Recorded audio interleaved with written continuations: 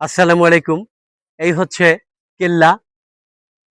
সম্রাট শাহজাহানের সময় মীর জুমলা মগ এবং পর্তুগিজ জলদস্যুদের হাত থেকে এই অঞ্চলকে বাঁচানোর জন্য এই কেল্লাটা করেছিল ১৬৬০ সালে। আমরা আজকে এসেছি একটু ঘুরে ঘুরে দেখব, কিন্তু ঈদের বন্ধ, যার জন্য আমরা ভেতরে ঢুকতে পারছি না, কিন্তু চতুর্দিক দিয়ে দেখিয়ে ওই সাইডে ভেতরে যাব। দেখেন এইসব জায়গা দিয়ে ফাঁকা দিয়ে তখন দেখতো সৈনিকেরা যে বাইরে জলদস্যুরা আসছে কিনা। আর তার চেয়ে বড় কথা হচ্ছে বাইরের দিকে বড় একটা গোলাকার কেল্লা, যেটা মূল, সেখান থেকে হচ্ছে গুলি ছোড়া হতো যদি শত্রুদের দেখা যেত। হ্যাঁ, এটা হচ্ছে মেন গেট। এই মেন গেটটা এখান দিয়েই মূল ঢোকার পথ। এই জায়গাটা বন্ধ। আমাদের সাথে জুলফিকার স্বপন এসেছে। আমরা শিকল ভাঙতে চেয়েছিলাম কিন্তু আসলে হলো না, যে আজকে বন্ধ। আজকে বন্ধের দিনে আমরা এই ভেতরটায় ঢুকতে পারিনি, কারণ আজকে বন্ধ। দেখেন লেখা আছে সরকারি বন্ধ। একটু কাছের থেকে দেখাই। এই যে সরকারি ছুটিজনিত কিল্লা বন্ধ। এখন এইখানে একটা পুকুর আছে, জানা গেল এই পুকুরটা নাকি সেই শুরু থেকে আছে। আর ওই যে যে বিল্ডিংটা দেখা যাচ্ছে ওটা ছিল জেলখানা। মীর জুমলার সময় ১৬৬০ সালে এই কেল্লাটা তৈরি করা হয়, কিন্তু এখন বিল্ডিংটা মোটামুটি ভাঙা আছে, কিন্তু ভেতরে মিউজিয়াম, এটা জাদুঘর। আর এই পাশে হচ্ছে মানুষেরা থাকে, হলুদ বিল্ডিং। আর ওই যে যে গোলটা, ওই যে সিঁড়ি দেখা যাচ্ছে, ওর ভেতর দিয়ে ওখানে নিচে নিচে বসবাস করা যেত। আর উপরেও ঘর ছিল। পরে জানা গেছে যে এখানে এই জেলের প্রধান এবং ডিসি সাহেব ওখানে থাকতেন, বাসা ছিল তাদের। আমরা এখন এই ভেতরটা অল্প একটু দেখালাম, এরপরে ওই পাশ দিয়ে আমরা ওই সাইডের ভেতরে যাব। হ্যাঁ, ওদিকে যাব, দেখা যাবে এটা কি আছে জানি না, একটু দেখলে বোঝা যাবে। আচ্ছা, হ্যাঁ, এখানেই পাহারা দিত। এখানে যে চেয়ার দিয়ে আটকিয়ে দিচ্ছে, আসলে এই চেয়ারটা সরাই ফেললে এখান দিয়ে সৈনিকেরা এই বাইরের দিকে দেখতো যে শত্রুরা আসছে কিনা। যদি শত্রুরা আসতো তাহলে হয়তো গুলি গুলি ছুটতো। এবং এখান দিয়েও ঠিক তাই। এর ভেতরেও দেখেন দেখা যাচ্ছে। হ্যাঁ, কিন্তু এটা, হ্যাঁ, এই দেখেন এই হচ্ছে এর প্রাচীরটা। এই দিক থেকে এটা এটা কিন্তু আরো অনেক উঁচু ছিল। উঁচু বলতে এটা ঠিক আছে, কিন্তু মাটি আরো অনেক নিচু ছিল। কিন্তু এখন মাটি অনেক উঁচু হয়ে গেছে, যার জন্য এই ওয়ালগুলো দেখা যাচ্ছে যে হাইট কম, কিন্তু আসলে হাইট বেশি ছিল। এই যে এটা গোলাকৃতি। হ্যাঁ, এই মূল দুর্গ হচ্ছে এটা। এটা ছাদের উপরে বিল্ডিং ছিল ছোট ছোট মানুষ থাকার জন্য, পরে সেটা ভেঙে ফেলা হয়েছে। আর এর ভিতরেও বিল্ডিং আছে। কামানও সম্ভবত এখানেই ছিল, কারণ কামান তো উপরের দিকেই থাকে। এবং ইসামতি নদীর পাড়ে এটা ছিল। পলি জমতে জমতে আস্তে আস্তে এটা শহরের মধ্যে চলে আসছে, আর মানুষের বসবাস ওই চরে হয়ে গেছে। আমি এটার ইতিহাস সম্পর্কে বলি। মূল কথাটা, বাংলার জলসীমানার অতন্দ্র প্রহরী, ইদ্রাকপুর দুর্গের ইতিবৃত্ত। মুন্সিগঞ্জ শহরের কেন্দ্রস্থলে অবস্থিত ইদ্রাকপুর দুর্গ কেবল একটি প্রাচীন স্থাপত্য নয়, বরং এটি বাংলার উত্তাল নদীপথ রক্ষার এক দুর্জয় সংকল্পের প্রতীক। ১৬৬০ খ্রিস্টাব্দের দিকে মুঘল সম্রাট আওরঙ্গজেবের শাসনামলে বাংলার সুবেদার মীর জুমলা এই জলদুর্গটি নির্মাণ করেন। আমি সম্রাট শাহজাহানের কথা বলেছিলাম, যাই হোক, এটা হচ্ছে আওরঙ্গজেবের সময়। তৎকালীন সময়ে মগ এবং পর্তুগিজ জলদস্যুদের হাত থেকে ঢাকা এবং তৎসংলগ্ন এলাকাকে রক্ষা করাই ছিল এই দুর্গের প্রধান লক্ষ্য।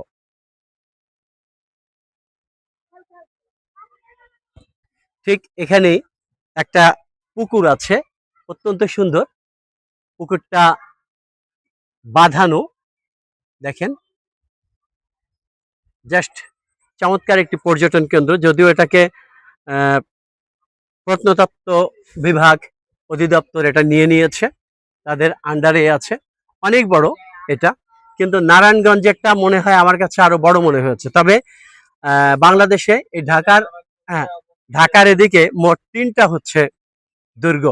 তার মধ্যে একটা নারায়ণগঞ্জে, প্রথমটা হচ্ছে এইটা। এই দেখেন এখানে একটা গেট আছে, জানি না, আমি এই ঘাসের মধ্য দিয়ে যাচ্ছি, লতা পাতা, কচু শাক, এখানে সাপ যদি থাকে সাপ কামড় দিতে পারে আমাকে। এখান দিয়েও ঢোকা যেত, আর এই প্রথম গেট যেখানে আমি দেখিয়েছি সেখান দিয়েও ঢোকা যেত। হ্যাঁ, এটাও একটা গেট, দেখেন এখানে সিঁড়ি আছে, এই সিঁড়ি দিয়ে উপরে উঠতো। এই যে বোধহয় দেখা যাচ্ছে একটু একটু করে, এই সিঁড়ি দিয়ে উপরে ওঠা যেত। আর ওপাশ দিয়ে হচ্ছে মেইন গেট।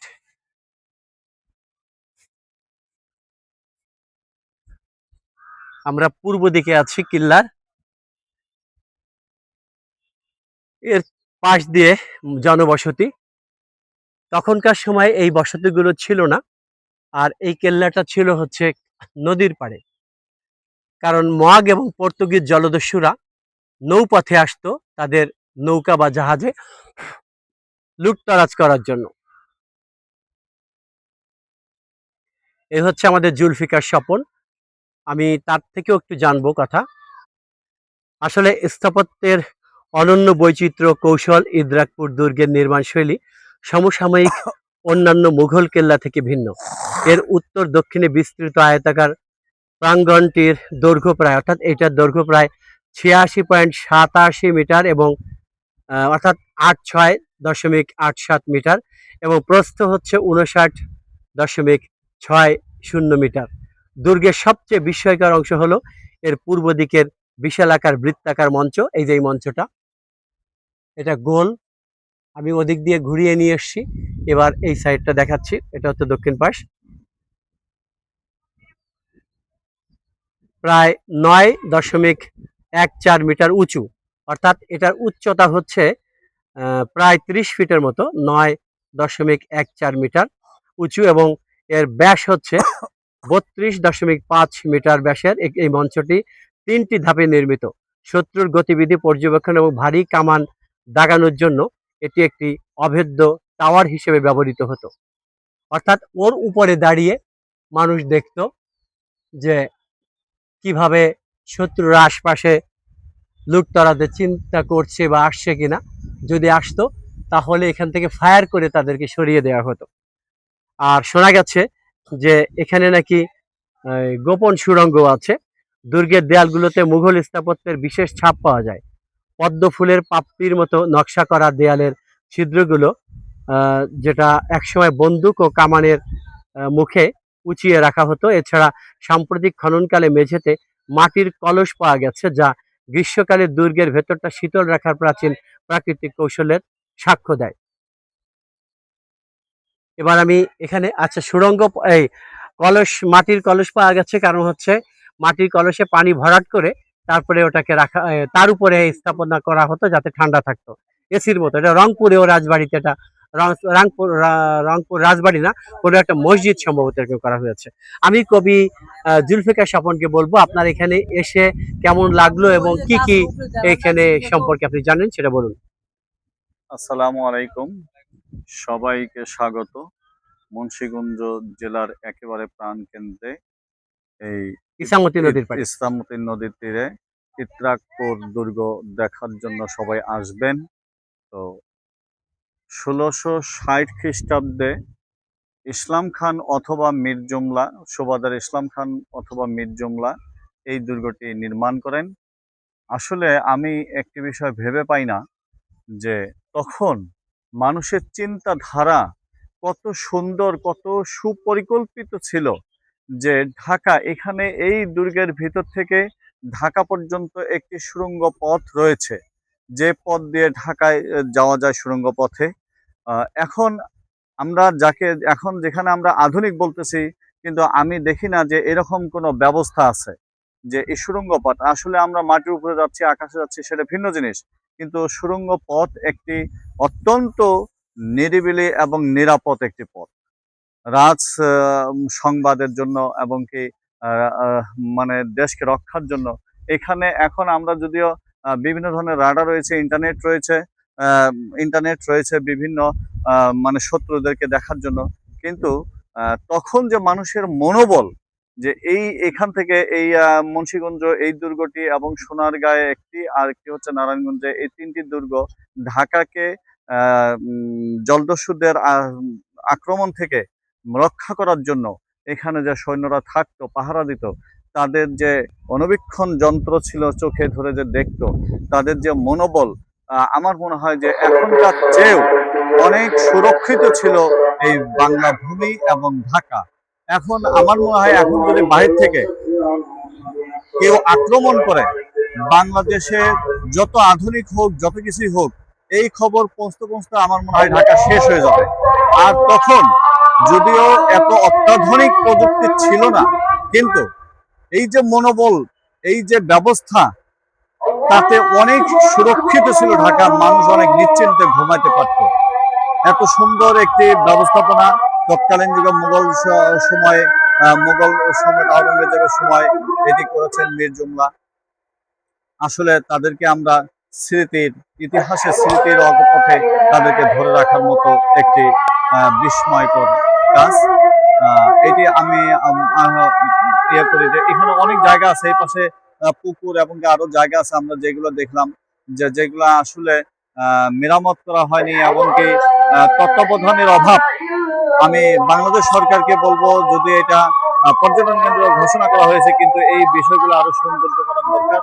এখানে পরিবেশ ভালো, কারণ মুন্সিগঞ্জ শহরে হলেও মানে ঢাকার অদূরে, একেবারে গ্রামও না শহরও না, মফস্বল একটি শহর। এখানে গ্রামের আবহাওয়া পাওয়া যায়, আবার শহরের বাতাসও পাওয়া যায়।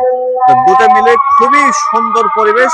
আপনারা সবাই দেখতে আসবেন এবং ইতিহাস জানবেন, ঐতিহ্য জানবেন, মুসলিম ঐতিহ্য জানবেন। আপনাদের হৃদয় আরো বলিষ্ঠ হবে।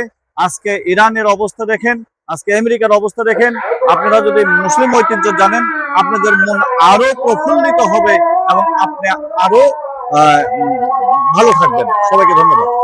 অনেক ধন্যবাদ। এই যে বলা হয়েছিল একটু আগে, আমি বলেছিলাম যে পদ্ম ফুলের মতো দেখা যায়। এই দেখেন, এই গোলটা একটা পদ্ম ফুলের মতো মনে হয়। উপরের দিকে দেখেন,